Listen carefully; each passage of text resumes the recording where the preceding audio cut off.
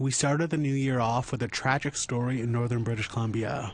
A late December apartment fire in Prince Rupert left nearly 20 residents homeless in January.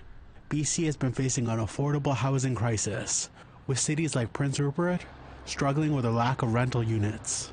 Rhonda Bolton and Robin Russ narrowly escaped the fire. Been here 3 years trying to get places, and we can't get a place because we don't have like a full-time job, and we're just on social assistance or whatever. And it's like real hard to even hear anything. In February, we talked to North Battleford, Saskatchewan grandmother Krista Fox as she prepared to walk from Victoria to Nova Scotia to raise awareness for murdered and missing Indigenous women and girls. She first met with advocates and families along the Highway of Tears before she started her journey. Fox stated that on her journey, she wanted to share a message. This is a genocide. This is our missing and murdered Indigenous women, men, children, and this has to stop.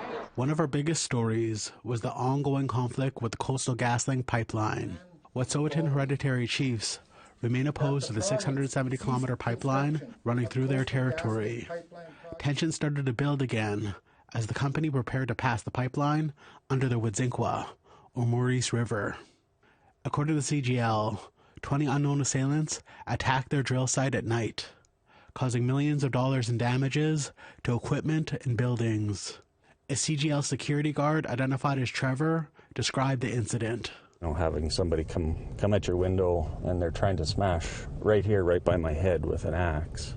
You know, it's pretty terrifying. Yeah.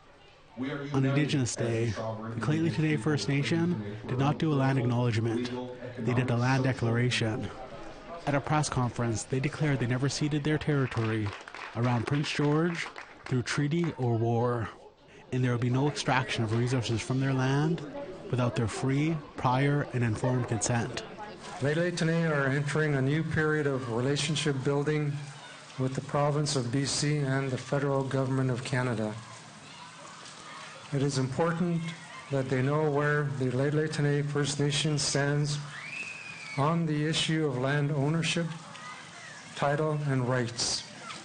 Finally, this summer, the Nisga'a sent a delegation to the National Museum of Scotland to get their totem pole back. In the 1920s, the Nisga'a Memorial Pole was stolen by anthropologist Marius Barbeau with the help of federal Indian Affairs agents. Hereditary Chief Nisga'a shared their belief that the totem pole is still alive. When they become fallen and on their own, that's when they're not alive anymore. But all these poles that were taken were never fallen on their own. So, in other words, they're still alive. In December, the National Museum of Scotland agreed to give the totem pole back to the Nisga'a. Dr. Amy Parent was part of the delegation that traveled to Scotland. Felt just really relieved when I heard the news to know that justice has prevailed for our ancestors, and in particular for our great-great-grandmother Joanna Moody, as well as our fallen warrior Dawid, and that we have an opportunity now to bring this pole home and the living spirit of our ancestors home back onto Nisga'a lands. Lee Wilson, APTN National News, Kitimat.